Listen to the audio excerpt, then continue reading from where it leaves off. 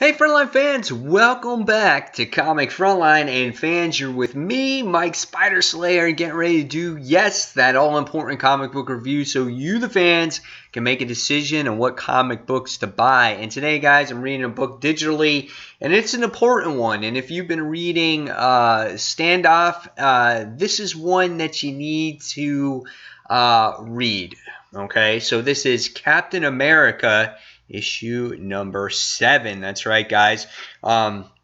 Written by Nick Spencer. Cover art is really cool here, as it has a modern day feel, but yet classic feel as well, as you got to see old classic comic books have like these multiple characters on the covers, and you get to see like the word bubbles and whatnot like that telling the story. And this celebrates the 75 years of Captain America.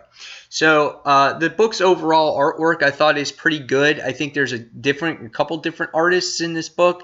As you go through the pages, you'll notice a couple different changes, but there are some nice pictures on here. You can see Captain America doing battle against the Blood Brothers. You can see that in that picture there, and we get to see some other cool paneling as well. Some good action sequences here with Captain America Sam Wilson doing fighting. So there's some good details in the book, and seeing those characters like Bucky Barnes and Steve Rogers and Sam Wilson all working together. So really cool. So what did this story offer to its readers? Well, to let you know that this book is like 60 plus pages, so it's worth the money that you spend for it. And obviously this has to do with Captain America and his supporting cast members and things like that.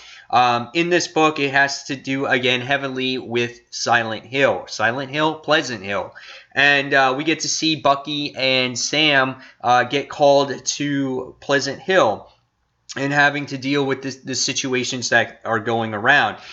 We find out that they're being attacked by the villains in the book, and they're finding out that Kobek is in there, and Kobek is the little 40-year-old girl that's been manipulating or changing things because Maria Hill is the one that had this whole plan in place of bringing superpowered villains into Pleasant Hill and changing their identity and wiping away their memory, and that was her form of prison.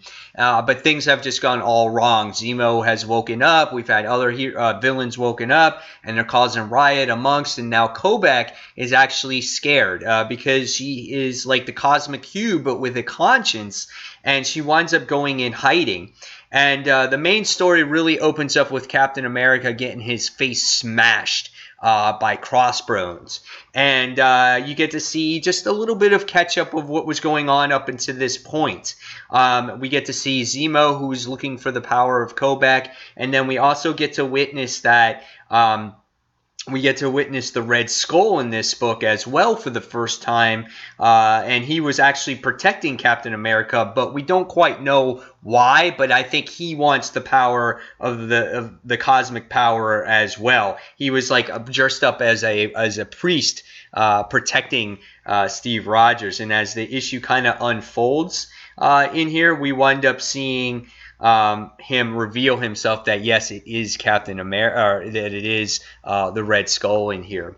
So as the issue progresses, we wind up seeing that Cap, he has to go and he's trying to find Kobek to try to get her back, so things just don't go completely out of whack and out of control, and he needs her help. In that meantime, though, you get up to present day and you find out that Crossbones is the one that started this whole fight to begin with, and she feels that Captain America's life is in danger, and she realizes that he was protecting her and trying to do the right thing. So right in Cap's darkest hours, as he sees the light, as he witnesses his whole life flash before his eyes, we get to witness, and here's that page right there real quick, if you could have seen it, but it flips. But he sees his whole life flash before his eyes, and the next thing you wind up seeing is Kobek actually grant him the power, saying, I can make you young again. I can give you the power. And the next thing you wind up seeing is Captain America reverts back to his original self. He's strong again, he's young again, and you wind up getting that reveal on the way he looks. And good old Captain America is back. And this seems to be the point of Pleasant Hill standoff, is bringing back Captain America. And I'm happy that Marvel decided to bring back Steve Rogers in this way, because I was tired of different Marvel writers or Marvel in general having Steve Rogers be this old man at 90 plus years doing the battles that he was doing. I get he was a soldier. I get that he was, older, or I get that he had experience. But never the case, he was 90-something years old, and he was doing all this fighting and battling. And when they took away his power, he looked like a very old and withered man. And now certain writers drew him and wrote him as this muscle-bound character, but old. Yeah, you're 90, dude. You're still a human, and the super soldier serum exited you. So this was their way of making Steve Rogers back again. I'm happy to see him back. And welcome back, Captain. And it's good to see that in the 75th anniversary, 75 years of Captain America. Now, what did I think of the issue? I thought it was good. Was a little bit drawn out at times, yes.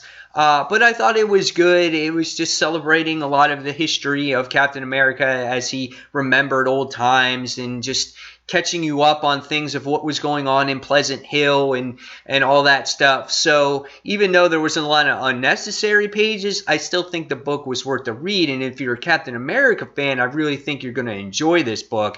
And seeing him back, you'll be that much more happier. We all knew he was going to come back. We already seen the solicits to Captain America #1.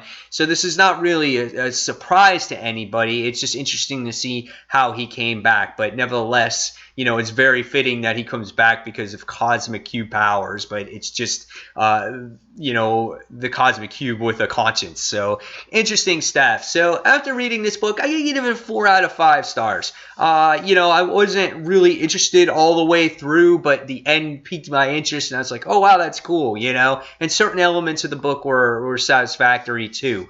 But yeah, 4 out of 5 stars. There is your review for Captain America #7, Pleasant Hill tie-in, a must-read, I feel, for this series. And fans, in the comments below, tell me what you thought of this issue. Were you a fan? Were you not a fan? Are you happy to see Captain America back? Did you like him when he was an old man? And again, guys, as always, thank you for watching Comic Frontline. Until that next comic book review, this is Mike Spider Slayer signing off. Thanks for watching, guys. Take care. Bye.